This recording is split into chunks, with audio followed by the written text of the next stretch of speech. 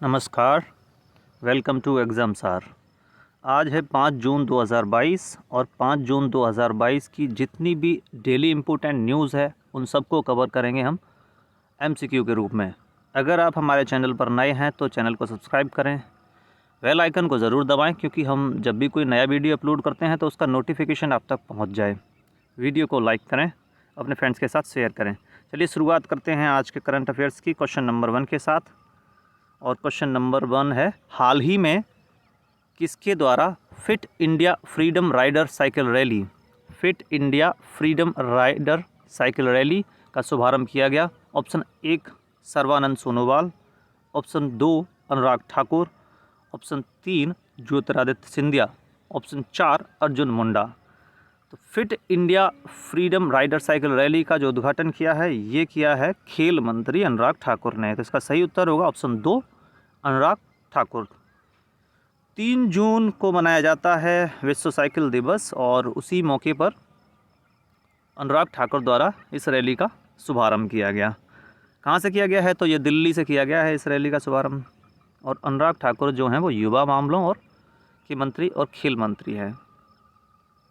चलिए next question number 2, हाल ही में किसे मेटा प्लेटफॉर्म का मुख्य परिचालन अधिकारी यानी कि चीफ ऑपरेशनल ऑफिसर नियुक्त किया गया है?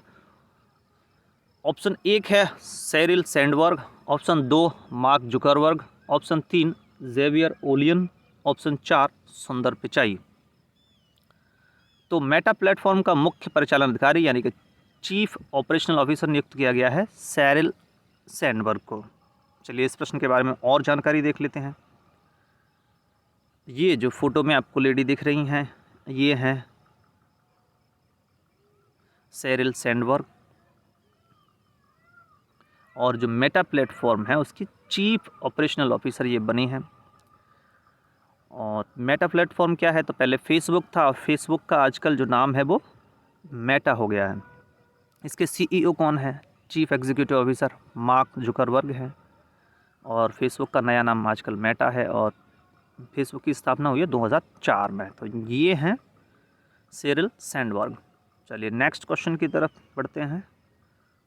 क्वेश्चन नंबर 3, किस ऐप के द्वारा गुमशुदा बच्चों को खोजने के लिए या खोजने में मदद के लिए अलर्ट फीचर यानी एक अलग से एक फीचर जोड़ा गया है, उसका वो है अलर्ट। तो ऐसा कौन से ऐप के द्वारा शुरुआत की गई है? Option 1 Telegram, option 2 Instagram, option 3 Meta, option 4 Twitter. तो गुमशुदा बच्चों को खोजने में मदद के लिए अलर्ट फीचर जो लॉन्च किया है ये है इंस्टाग्राम। चलिए इंस्टाग्राम के बारे में थोड़ा और इन्फॉर्मेशन देख लेते हैं। तो इंस्टाग्राम पे ये एक नया फीचर जोड़ा गया है अलर्ट, इसका नाम होगा, जिससे बच्चों को खोजने में जो खो गए हैं उनको तस्वीर शेयर करके उस मदद प्राप्त होगी और थोड़ा आसान हो जाएगा उनको खोजने में। तो इंस्टाग्राम क्या है? तो वो एक फ़ोटो शेयरिंग एक एप्लीकेशन है जिस पे फ़ोटो को शेयर किया जाता है और वीडियोस को शेयर किया जाता है। और इस फ़ोटो शेयर करने के लिए गुमशुदा बच्चों को इसने कई सारे संगठनों के साथ समझौता किया है ताकि उस फ़ोटो को पूरी दुनिया में फैलाया जा सके। तो इंस्टाग्राम एक इंटरनेट आधारित फ़ोटो साझाकरण यानी फ़ोटो शेयर एप्लीकेशन है, शेयरिंग एप्लीकेशन। और इससे उपयोगकर्ता जो यूज़र होता है वो फ़ोटो और वीडियोस को शेयर करता है। और इंस्टाग्राम की जो स्थापना है वो केविन सिस्ट्रॉम और माइक क्रेगर द्वारा 2010 में की गई थी। अभी ये किसका है? तो इंस्टाग्राम जो है वो मेटा प्लेटफॉर्म की ही कंपनी है।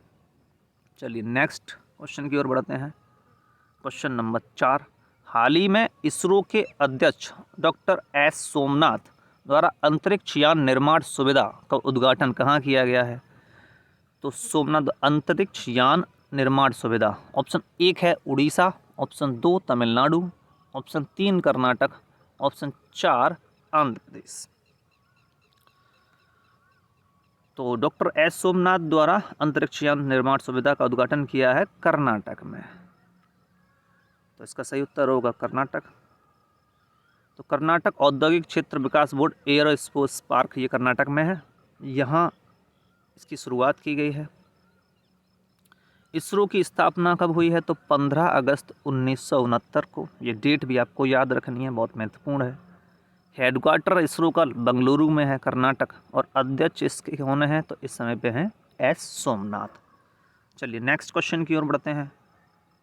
क्वेश्चन नंबर 5, निम्न में से कौन सी राज्य या केंद्र शासित प्रदेश सरकार सड़कों और कॉलोनियों के नाम डॉक्टर भीमराव अंबेडकर के नाम पर रखेगी?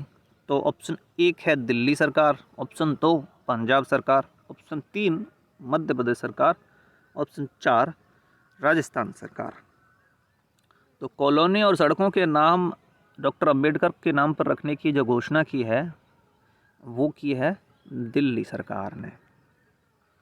चलिए इसके बारे में थोड़ी और इन्फॉर्मेशन देख लेते हैं। तो दिल्ली सरकार हरिजन शब्द का खिलाफ, मतलब आप हरिजन शब्द यूज नहीं कर सकते, इसके खिलाफ जो केंद्र सरकार का गाइडलाइन है उसका पालन करते हुए उसने अब सड़कों और कॉलोनियों का नाम जो है वो क्या रखेगी? वो डॉक्टर अंबेडकर के नाम पे रखेगी। दिल्ली के मुख्यमंत्री अभी कौन है? ये है अरविंद केजरीवाल, आम आदमी पार्टी के नेता हैं। और राज्यपाल अब है यानी लेफ्टिनेंट, ये एलजी हैं, एलजी लेफ्टिनेंट गवर्नर, उपराज्यपाल हैं दिल्ली के। तो ये है विनय कुमार सक्सेना। इससे पहले अनिल बैजल थे, तो उन्होंने अभी इस्तीफा दे दिया था, तो उनका स्थान लिया है विनय कुमार सक्सेना ने, और ये उपराज्यपाल हैं यानी लेफ्टिनेंट गवर्नर हैं दिल्ली के। चलिए नेक्स्ट क्वेश्चन की ओर बढ़ते हैं। क्वेश्चन नंबर 6, हाल ही में किसके द्वारा स्क्रिप्स नेशनल स्पेलिंग बी, ये प्रतियोगिता का नाम है, स्क्रिप्स नेशनल स्पेलिंग बी जीती है? Option 1 Amit Kumar, option 2 Rohan Singh, option 3 हरिणी लोगन, ऑप्शन 4 विक्रम राजू। तो स्क्रिप्स नेशनल स्पेलिंग बी ये जीता है हरिणी लोगन ने। ये टेक्सास अमेरिका में हुआ है ये प्रतियोगिता, और जीती किसने है? तो ये भारतीय अमेरिकी हैं हरिणी लोगन। कौन है ये? तो ये आप फोटो में जो आप देख रहे हैं ये हैं हरिणी लोगन। क्लास 8th की या ग्रेड 8th की स्टूडेंट हैं, ये 14 साल की हैं, और इन्होंने स्क्रिप्स नेशनल स्पेलिंग बी जो प्रतियोगिता होती है टेक्सास में हुई है इसको जीता है। नाम है हरिणी लोगन। और इस प्रतियोगिता के दौरान जो $50,000 का कैश दिया जाता है और स्क्रिप्स नेशनल स्पेलिंग बी की ट्रॉफी दी जाती है। और स्पेलिंग्स भी वहाँ बहुत आसान नहीं पूछे जाते हैं, स्पेलिंग्स बड़ा कंपटीशन होता है और ये बहुत मुश्किल स्पेलिंग्स और प्रोनाउंसिएशन सब कुछ पूछा जाता है। तो ये हैं हरिणी लोगन। चलिए नेक्स्ट क्वेश्चन की तरफ बढ़ते हैं।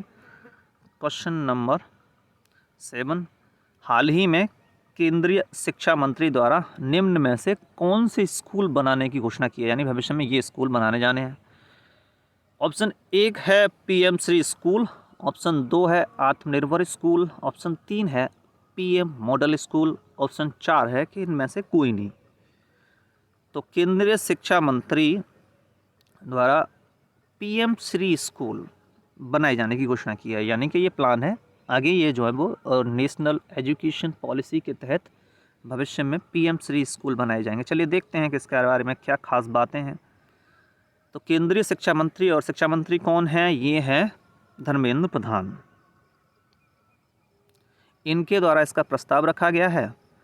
और कहाँ हुई थी ये कॉन्फ्रेंस? तो अभी राष्ट्रीय शिक्षा मंत्रियों की कॉन्फ्रेंस हुई थी गांधीनगर गुजरात में, वहाँ पे ये प्रस्ताव रखा गया है कि पीएम श्री स्कूल जो है वो बनाए जाएंगे और इसमें भविष्य के लिए बच्चों को तैयार किया जाएगा, यानी जो फ्यूचर की स्थिति को देखते हुए उस हिसाब से उनको तैयार किया जाएगा। और ये किस योजना के तहत किया जा रहा है? तो राष्ट्रीय शिक्षा नीति यानी नेशनल एजुकेशन पॉलिसी 2020 के तहत ये किया जा रहा है। चलिए नेक्स्ट क्वेश्चन की ओर बढ़ते हैं। क्वेश्चन नंबर 8 यानी 8वां क्वेश्चन, भारत ने किस देश के साथ vision statement for defence cooperation पर हस्ताक्षर किए हैं? तो ऑप्शन 1 है फ्रांस, ऑप्शन 2 है Italy, option 3 Germany, option 4 Israel. तो vision statement for defence cooperation पर हस्ताक्षर किए हैं, ये किए हैं इजराइल के साथ भारत ने, क्योंकि इजराइल भारत के साथ डिफेंस में कोऑपरेशन करता रहता है और भारत और इजराइल से जो डिफेंस का इंपोर्ट एक्सपोर्ट है, इंपोर्ट ज़्यादा होता है। ये जो आप देख रहे हैं ये कंट्री जो छोटा सा सर्कल में, रेड सर्कल में, ये है इजराइल, और ये इधर है रेड सी, और इधर है भूमध्य सागर यानी मेडिटेरेनियन सी, और इसके बीच में यहाँ पे एक नहर है जिसको बोलते हैं सुएज नहर, जो लाल सागर यानी रेड सी और इधर भूमध्य सागर दोनों को जोड़ती है। और ये है इज़राइल, और इज़राइल की राजधानी है जेरूसलम। चलिए इसका और विश्लेषण देख लेते हैं। तो भारत और इज़राइल के कूटनीतिक संबंधों के 30 वर्ष पूरे हो गए हैं, यानी कि जो डिप्लोमेटिक रिलेशंस हैं जिनकी शुरुआत हुई थी इंडिया की, वो 30 वर्ष पूरे कर लिए हैं। किसके साथ? इज़राइल के साथ।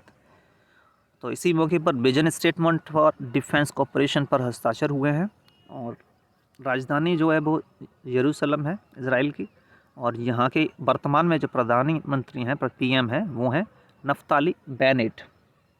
चलिए नेक्स्ट क्वेश्चन की ओर बढ़ते हैं। क्वेश्चन नंबर 9, हाल ही में सेव सॉइल मूवमेंट प्रोग्राम का आयोजन कहाँ हुआ? ऑप्शन 1 नई Delhi, option 2 Bhopal, option 3 Lucknow, option 4 Hyderabad. तो सेव सॉइल मूवमेंट प्रोग्राम, इसका आयोजन ये हुआ है विज्ञान भवन नई दिल्ली में, और यहाँ पे अभी प्रधानमंत्री भी शरीक हुए थे। और सेव सॉइल मूवमेंट के बारे में थोड़ी और इन्फॉर्मेशन देख लेते हैं। तो सेव सॉइल मूवमेंट प्रोग्राम का जो आयोजन है ये दिल्ली के विज्ञान भवन में हुआ है, और यहाँ पे प्रधानमंत्री भी पहुँचे थे। तो इस प्रोग्राम में प्रधानमंत्री भी शामिल हुए हैं।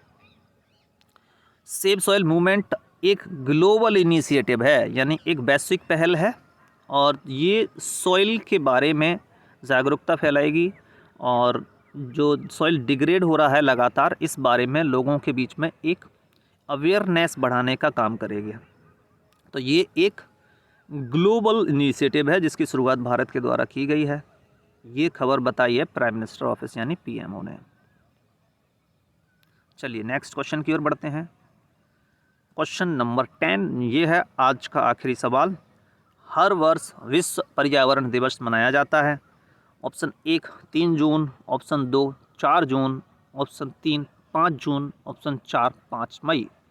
तो वर्ल्ड एनवायरनमेंट डे हर वर्ष कब मनाया जाता है? ये मनाया जाता है 5 जून को। तो इस बार मनाया गया है 5 जून को। कहाँ पे? तो ये स्टॉकहोम स्वीडन में, यानी स्वीडन इस बार इसको मना रहा है, क्योंकि हर वर्ष क्या है कि रोटेशनल बेसिस पे ये बदलता है। तो इस बार कौन है इसको मना रहा है? तो वो है स्वीडन। चलिए विश्व पर्यावरण दिवस के बारे में कुछ तथ्य और जानकारी देख लेते हैं, ये अति महत्वपूर्ण है। तो विश्व पर्यावरण दिवस 5 जून को मनाया जाता है, वर्ल्ड एनवायरनमेंट डे 5 जून को, और इसको मनाए जाने की घोषणा जो है वो United nation conference on human environment द्वारा 1972 में स्टॉकहोम स्वीडन में हुई थी। वेरी इंपॉर्टेंट है। एक बात यहाँ आपको टेक्निकल बात ये याद रखनी है कि इसकी मनाए जाने की जो घोषणा है वो 1972 में की गई है, 1972 में। लेकिन पहली बार जब विश्व पर्यावरण दिवस यानी वर्ल्ड एनवायरनमेंट डे जब मनाया गया तो ये UNEP द्वारा, यूनाइटेड नेशन एनवायरनमेंट प्रोग्राम द्वारा 1973 में पहली बार मनाया गया है। और इस बार ये कौन सा है? तो ये 50वां विश्व पर्यावरण दिवस है। काउंट कर सकते हैं आप 1973 से अब 2022 में ये होता है 50वां। कहाँ मनाया जा रहा है? स्वीडन में। तो वर्ष 2022 का विश्व पर्यावरण दिवस मनाया जा रहा है ना। और इसकी थीम क्या है? ये बहुत इंपॉर्टेंट है, ओनली वन अर्थ। तो आज विश्व पर्यावरण दिवस है, और एग्जाम्स भी आपसे अपील करता है कि आप अपने पर्यावरण को बचाएं, क्योंकि प्रकृति ने हमको बहुत कुछ दिया है, बदले में हमने क्या दिया है? उसको परेशान ही किया है। और जब आप प्रकृति को परेशान करते हैं तो प्रकृति अपने हिसाब से उसका जवाब देती है, और कार्बन एमिशन बढ़ जाने के बाद में उसके कई सारे प्रभाव आप देख रहे होंगे। जैसे वेदर इवेंट्स बदल गए हैं, जो फ्लड यानी बाढ़ आती हैं उनकी फ्रीक्वेंसी बढ़ गई है, वो लगातार आ रही हैं। सीवियरिटी भी बढ़ गई है, ख़तरनाक लेवल। बहुत सारे नेचुरल डिज़ास्टर्स आ रहे हैं। ये किसकी वजह से हो रहा है? क्योंकि ह्यूमन एक्टिविटीज़ से पर्यावरण ख़राब हुआ है। तो एग्ज़ाम्स भी आपसे अपील करता है कि आप अपने पर्यावरण को बचाएं और दूसरों को भी ख़राब करने से रोकें, क्योंकि पृथ्वी एक ही है और ये हम सब के लिए है। और अगर आप इसको ख़राब कर दोगे तो पर्यावरण तो बचा रहेगा जैसा भी है, लेकिन मनुष्य नहीं बचेगा। इस वीडियो में इतना ही, और वीडियो अच्छा लगा हो तो वीडियो को लाइक करें, चैनल को सब्सक्राइब करें। और अगर आप इन क्वेश्चंस का और नोट्स का PDF भी चाहते हैं तो आप हमारे टेलीग्राम चैनल से जुड़ सकते हैं एग्ज़ाम सार से। इसका लिंक आपको वीडियो के डिस्क्रिप्शन में मिल जाएगा। Thank you.